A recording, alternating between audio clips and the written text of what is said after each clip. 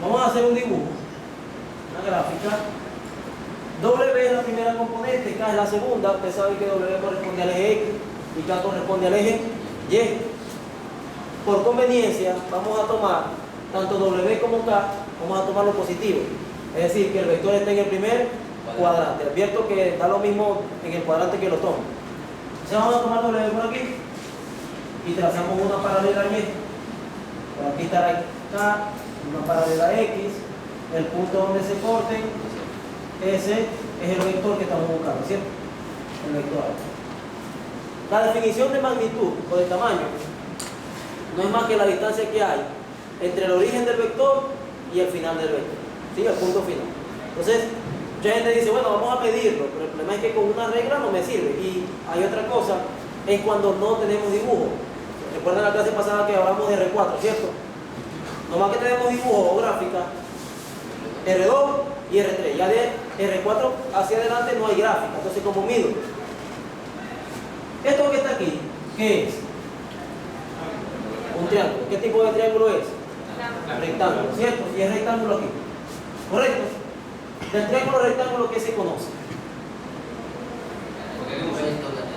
Cateto opuesto, cateto adyacente, hipotenusa, teorema de Pitágoras. ¿Cierto? Teorema de Pitágoras. El teorema de Pitágoras nos indica lo siguiente. Un triángulo es rectángulo si, solo si el cuadrado de un lado es igual a la suma de los cuadrados de los otros dos lados. Eso es lo que nos dice Pitágoras. Después es que se introduce lo que es la hipotenusa, los catetos y todo eso. Pero Pitágoras en realidad no habla de hipotenusa ni de cateto. Este, que es el lado más largo, A al cuadrado, y escribo así porque es la medida de A, ¿verdad? Entonces lo dijimos aquí que se notaba con el nombre del vector con una doble barra, como si fuera valor absoluto. Entonces, el módulo de A al cuadrado será igual a ¿qué? Vamos a llamar a este lado Z, y a este lado lo llamamos, no sé, P. Ya, la medida de este lado va a ser Z, la medida de este lado va a ser P, sabemos que esto es el origen. Entonces será, por ejemplo, P al cuadrado más Z al cuadrado. ¿Sí? Ahora viene la pregunta, ¿cuánto mide P? Lo mismo que mide W. Fíjense que cuando yo mido, lo que hago es que coloco la regla que el 0 coincida con el punto inicial, ¿cierto? Y veo con qué número coincide el punto final. ¿Cuánto hay de 0 a W?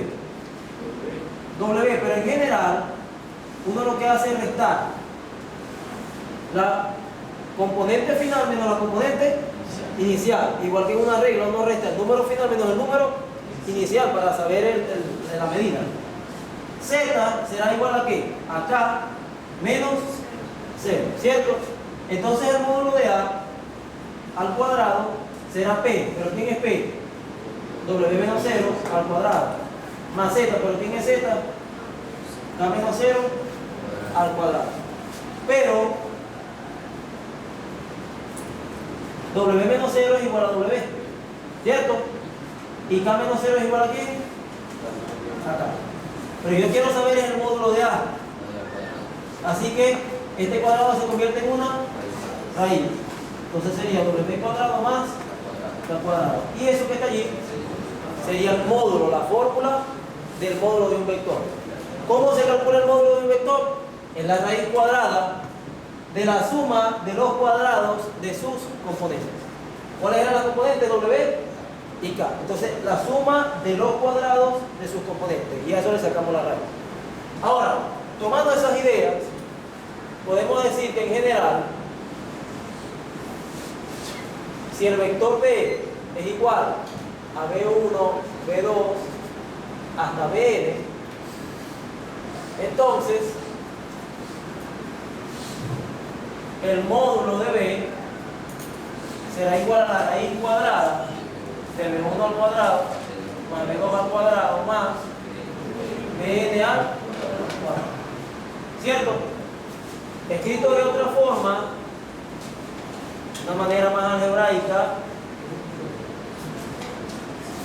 tendremos que el módulo de B será igual a la sumatoria desde i igual 1 hasta n de b sub i al cuadrado, todo eso elevado a la 1.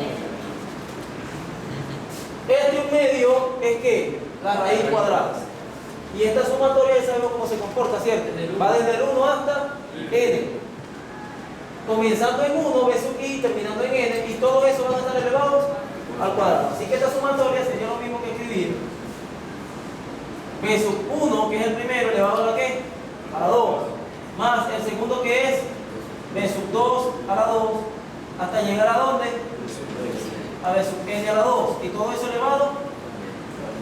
Pero este medio que dijimos que era la raíz cuadrada de ¿qué? De b sub 1 cuadrado más b sub 2 al cuadrado más b sub n al cuadrado.